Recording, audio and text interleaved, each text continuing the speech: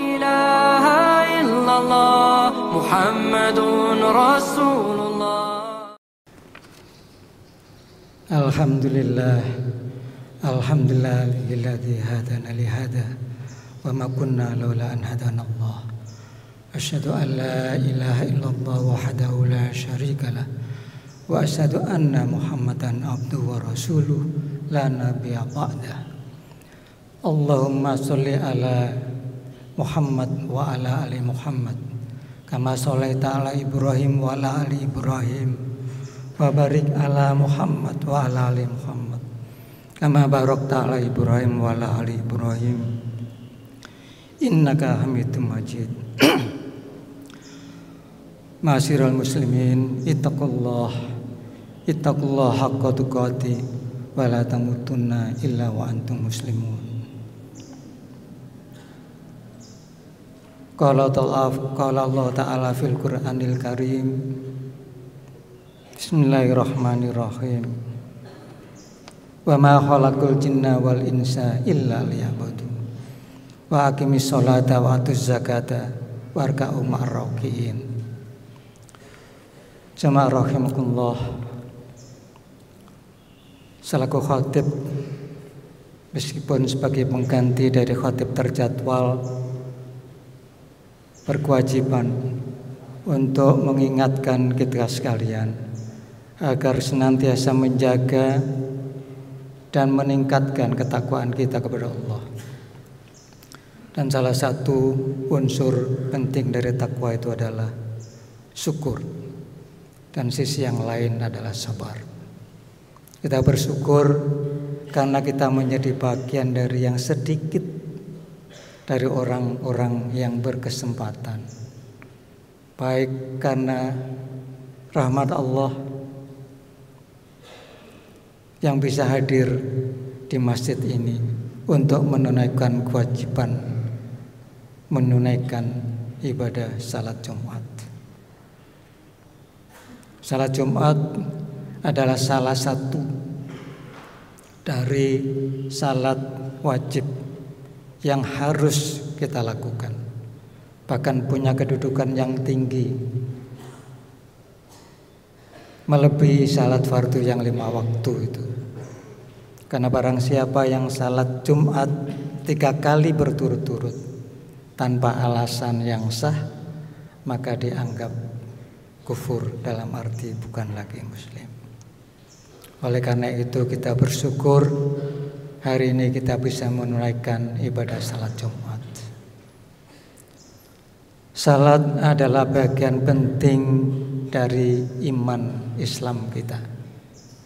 Salat adalah rukun Islam yang kedua.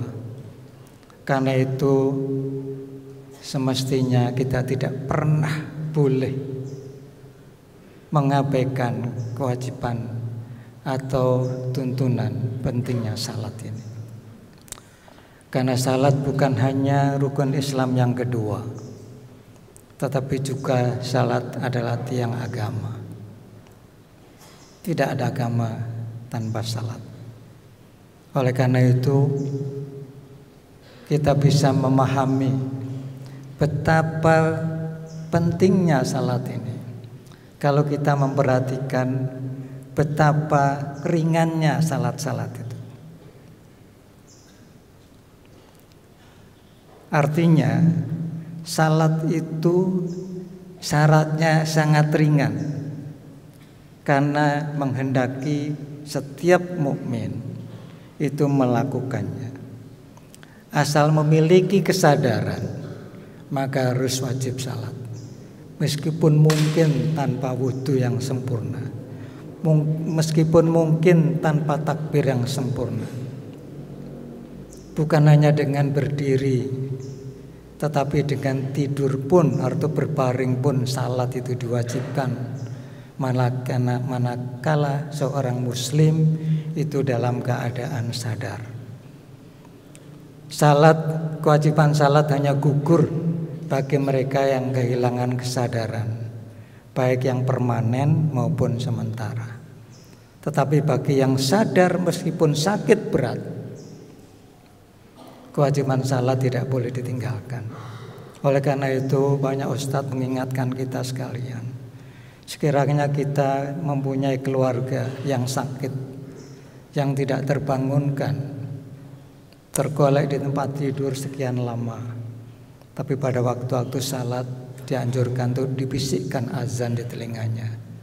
Mana mungkin dia sebenarnya sadar mendengar, tapi karena kondisi tubuhnya dia tidak bisa berkomunikasi, dengan maksud agar dia bisa salat meskipun tanpa wudhu, hanya dengan mengedipkan matanya. Karena itu jamaah rahimakumullah, saya ingin mengajak kita sekalian untuk sungguh-sungguh memperhatikan salat kita.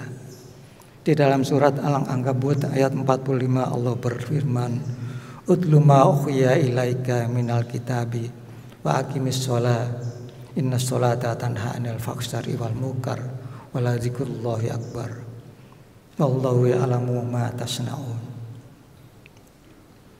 Bacakanlah kitab Al-Quran yang telah diwahyukan kepadamu dan dirikanlah salat. Sungguh salat itu mencegah dari perbuatan keji dan mungkar. Dan salat itu lebih besar keutamaannya dibanding ibadah yang lain. Sungguhnya Allah mengetahui apa yang kalian kerjakan. Jamaah rahimakumullah, harus kita sadari bahwa sebagian besar dari kita itu berislam karena warisan, karena orang-orang tua kita. Karena itu sebagian itu memahami atau pemahaman Islamnya itu harus terus ditingkatkan. Bahkan kedudukan salat pun seringkali tidak diketahui, sehingga banyak di antara kita yang datang ke masjid tidak kemudian salat sunat atau segera menunaikan salat rawatib yang lain, bahkan setelah salat fardu pun kemudian langsung pergi. Padahal salat itu demikian pentingnya, sementara amal-amal ibadah yang lain yang kedudukannya lebih rendah dari salat, bahkan tanpa ada tuntunannya, sering dilakukan. Dan tentu dalam konteks tuntunan Islam ini harus kita perbaiki. Jamaah rahimakumullah, di dalam surat Al-Ankabut ayat 45 Allah telah menegaskan bahwa salat itu bisa mencegah dari perbuatan keji dan mungkar. Karena itu sekiranya setiap mukmin sungguh-sungguh menjalankan salatnya dengan baik, maka insya Allah segala macam keributan dalam kehidupan bermasyarakat yang berawal dari kemaksiatan dan pengingkaran kepada Allah dan hukum-hukumnya akan bisa dihindari. Persoalannya adalah di dalam masyarakat yang majemuk ada banyak warga negara, ada banyak orang, bukan saja beragam agama dan budaya, tapi juga dalam agama yang sama ada perbedaan dalam tingkat pengamalan tuntunan agama masing-masing, termasuk dalam beribadah. Tapi mungkin persoalannya bisa kita kerucutkan. Faktanya seperti banyak dituduhkan, meskipun perlu diteliti kebenarannya. Ternyata yang banyak berbuat korupsi, menyimpang dari tuntunan moral dan aturan hukum, sebagian besar orang Islam. Sekali lagi, klaim ini harus diluruskan, paling tidak diteliti kebenarannya. Benarkah pelaku pelanggaran hukum, korupsi, dan tindak pidana yang lain itu sebagian besar orang Islam? Karena kita harus menyadari bahwa di dalam kehidupan bernegara dan bermasyarakat kita ternyata terjadi ketimpangan yang sangat nyata. Ketika pelanggaran itu dilakukan oleh orang Islam, maka segera kemudian dituding bermacam-macam. Ketika sebuah kritik dilakukan umat Islam, maka segera diberangus. Tapi ketika fitnah itu dilakukan oleh orang lain, bahkan kepada Islam, dalam bentuk penistaan agama dan pelecehan yang lain, hukum pura-pura tidak tahu. Tapi tentu kita tidak ingin bicara tentang ketidakadilan dalam kehidupan berbangsa dan bernegara. Saya hanya ingin berbicara di antara kita sebagai mukmin. Kenapa salat yang dilakukan tidak berbuah di dalam perilaku kehidupan sehari-hari? Kalau salat dilakukan dengan sungguh-sungguh, 5 waktu, apalagi disertai salat sunat-sunat yang lain, terutama salat sunat rawatib, maka mestinya akan berbuah di dalam perilaku dan kehidupan sehari-hari. Karena salat itu, ketakwaan kepada Allah itu, sebagai bentuk ketakwaan kepada Allah, harus bermuara kepada akhlakul karimah. Karena itulah esensi dari tuntunan Rasulullah. Innama bu'itstu liutamima makarimal akhlak. Ketakwaan seseorang harus bermuara, harus berwujud dalam akhlak yang mulia. Dan ketika itu tidak terjadi, padahal salatnya dilakukan dengan tanda petik sergap, kelihatannya khusyuk, maka pasti ada yang salah di situ. Ada yang salah di dalam salat yang kita lakukan. Oleh karena itu saya ingin mengajak kita sekalian untuk berintrospeksi diri. Apakah salat yang kita lakukan itu sudah benar? Dalam arti bukan sekedar sesuai dengan tuntunan seperti kata sebutkan marka wara rohiin dan salatlah seperti Rasul salat, maka perlu kita melakukan introspeksi diri. Karena salat itu sendiri adalah sesuatu yang berat. Allah berfirman di dalam surat Al-Baqarah ayat 45. Maksud saya Al-Baqarah ayat 46. Wasta'inu bis-sabri was-shalah. Wa innaha lakabiratun illa 'alal khashiin.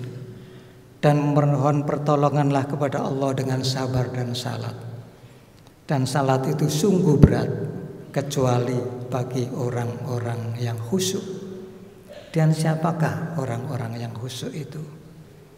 Di dalam ayat yang ke-46 surat Al-Baqarah Allah melanjutkan, yaitu mereka yang yakin bahwa mereka akan menemui Tuhannya dan mereka akan kembali kepada Rabb Maha Penciptanya.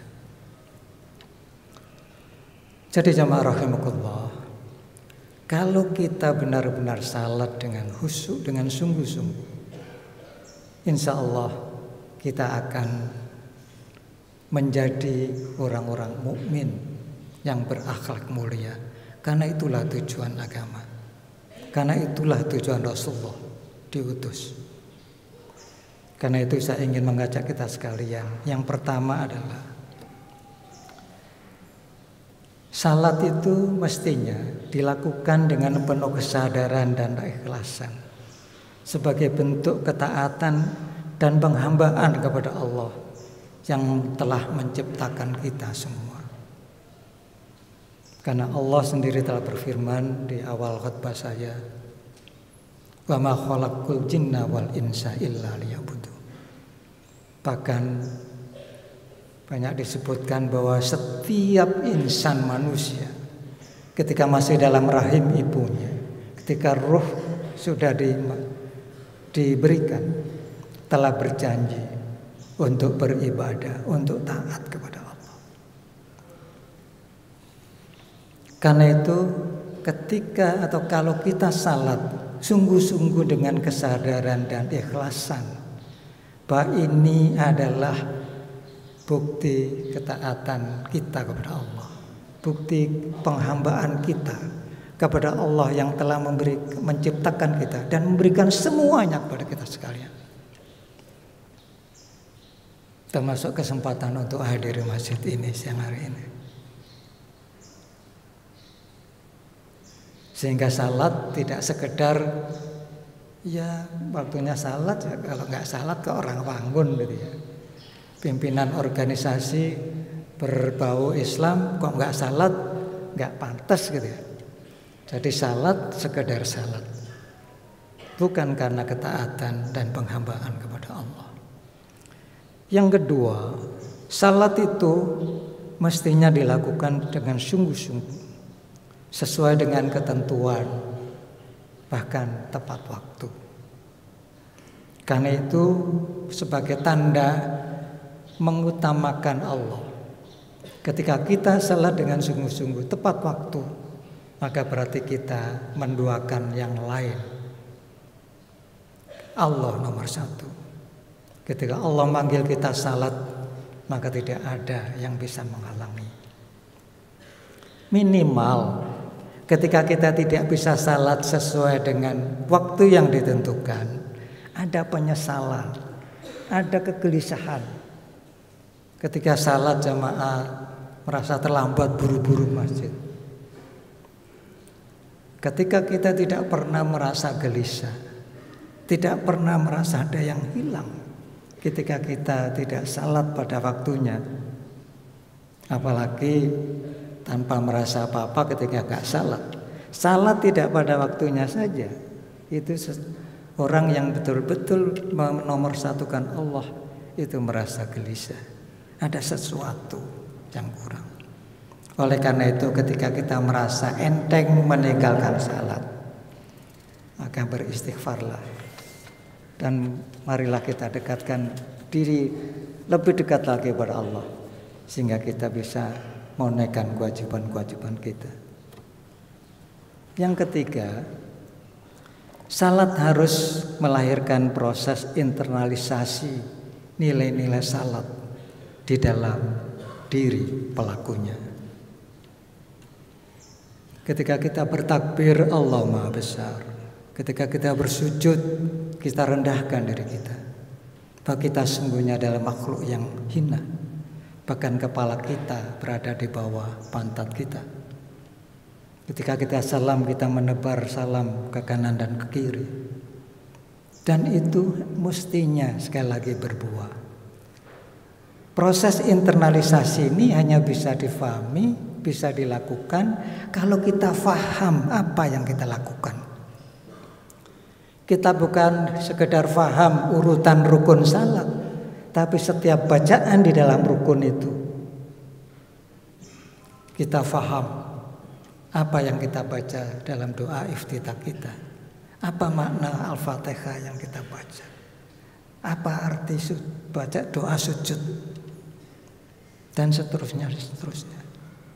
Sekiranya kita faham itu dan setiap kali kita lakukan itu meresapkan maknanya, insya Allah itu akan terbentuk. Kalau kita sudah paham makna Al-Fatihah, bacaan dalam rukun-rukun salat, kita belajar memahami setiap sunnah-sunnah yang dalam salat. Misalnya bacaan Quran, ada yang pendek, sekedar Al-Ikhlas, ada yang panjang. Kalau kita memahami makna itu, maka setiap kali kita salat, maka kita berarti memperoleh tausiah, memperoleh pelajaran, memperoleh bimbingan bagaimana seharusnya kita hidup dan bersikap. Persoalannya adalah sekali lagi, kita ini adalah sebagian besar Islam warisan. Kalau hanya mengikuti yang sudah-sudah, maka kita tidak akan pernah menjadi orang mukmin. Yang keempat, jamaah rahimakumullah, menjadikan salat sebagai kesempatan yang utama untuk berkomunikasi kepada Allah. Karena itu ada orang yang bisa bersujud berlama-lama, berdoa berlama-lama dengan penuh kekhusyuan dan kebersihan hati. Karena salat adalah kesempatan utama. Jadi ketika kita salat dengan baik, maka ibarat kita telah mengetuk pintu dan pintu telah dibuka oleh Allah. Sehingga jangan pernah ragu-ragu untuk meminta apa saja. Karena esensi salat itu dalam arti bahasa juga berarti doa. Yang terakhir jamaah rahimakumullah adalah Jika kita merasa senang melakukan salat-salat sunat, terutama sunat rawatib, maka itu insya Allah akan menjadi pratanda bahwa kita telah on the track dalam salat kita. Kita tidak pernah sempurna salat fardu kita yang 5 waktu itu. Karena itu Allah memberikan kesempatan untuk menyempurnakan kekurangan melalui sholat-sholat sunat, terutama sholat sunat rawatib. Contoh misalnya, begitu pentingnya sholat sunat sebelum sholat Jumat, sampai Rasulullah itu mengingatkan kita semua. Bahkan sampai ada 2 pendapat, kenatipun khatib sudah menyampaikan khutbah, Anda terlambat, tetaplah salat sunat 2 rakaat. Asal tidak di depan yang lain. Sama seperti keutamaan sholat sunat subuh sebelum, maksud saya sholat sunat 2 rakaat sebelum subuh. Sampai-sampai dikatakan bahwa andai pun kalian bangun jam 11 siang, jangan pernah melupakan sholat sunat 2 rakaat dulu sebelum melakukan salat subuh, meskipun sudah terlambat. Jamarahumullah, kalau hal-hal itu bisa kita lakukan dengan sungguh-sungguh, insya Allah salat itu akan berbuah di dalam perilaku keseharian. Karena omong kosong seseorang menyalakan salat 5 waktu, bahkan mungkin sholat tahajud, kalau ternyata akhlaknya tidak baik. Sering bertengkar dengan tetangga, tidak pernah mengasihi orang-orang yang lemah, mengabaikan hak-hak yang miskin, bersikap zalim kepada yang lain. Berarti salatnya itu tidak berbuah. Betapa banyaknya kita mendengar kisah bagaimana seorang yang alim kemudian dimasukkan neraka karena dia zalim kepada hewan. Bagaimana seorang pelacur diangkat masuk surga karena dia memberikan makan orang yang kelaparan, dan sebagainya dan sebagainya. Mudah-mudahan yang sedikit ini bisa mengingatkan kita sekalian untuk senantiasa menjaga salat-salat kita, menyempurnakan salat-salat kita, menutupi yang kurang, sehingga pada akhirnya kita benar-benar bisa salat sebagaimana yang dituntunkan oleh Rasulullah SAW. Aqulu qouli hadza wa astaghfirullahal azim li wa li sariil muslimina wal muslimat wastaghfirullah wa tawwabur rahim.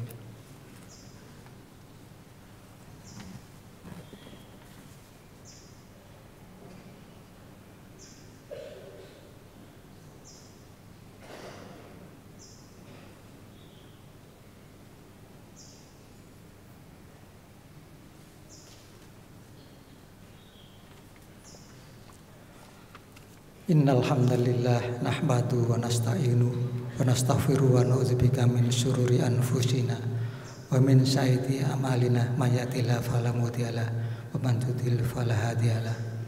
Asyhadu an la ilaha illallah wahdahu la syarikalah wa asyhadu anna Muhammadar Rasulullah. Allahumma shalli wa sallim ala Muhammad wa ala ali Muhammad wa barik ala Muhammad wa ala ali Muhammad. Ya ayyuhalladzina amanu ittaqullaha haqqa tuqatih wa la tamutunna illa wa antum muslimun. Jamaah rahimakumullah.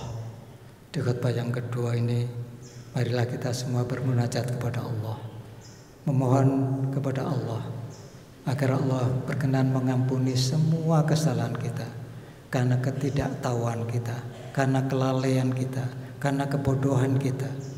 Karena sungguhnya manusia tidak pernah luput dari kekurangan dan kesalahan. Innallaha wal malaikatu yusholluna 'alan nabi ya ayyuhalladzina amanu shallu 'alaihi wa sallimu taslima.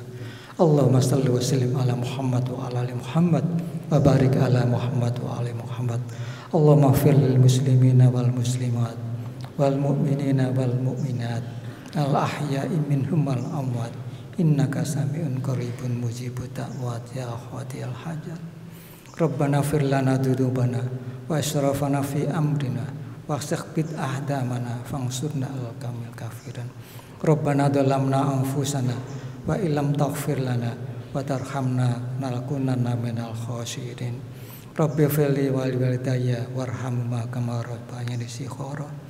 Rabbana hab lana min azwajina wa dzurriyyatina qurrata a'yun waj'al muttaqina imaman. Allahumma arinal haqqa haqqa warzuqna ittiba'ah wa arinal batila batila warzuqna tinaba. Rabbana amanna bima anzalta wa taba'na rasula faktubna ma'asyahidin. Rabbana atina fid dunya hasanah wa fil akhirati hasanah wa qina adzabannar. Subhana rabbika rabbil izzati amma yasifun wassalamun alal mursalin walhamdulillahi rabbil alamin. Barakallahu li wa lakum fil Qur'anil azim wa nafa'ani wa iyyakum bima fihi wa dzikril hakim wa taqabbalallahu minna wa minkum tilawati innahu was-sami'ul alim. Aqulu qouli hadza wa astaghfirullahal azim innahu wal ghafurur rahim. Wa aqimis shalah. La ilaha illallah Muhammadun Rasulullah.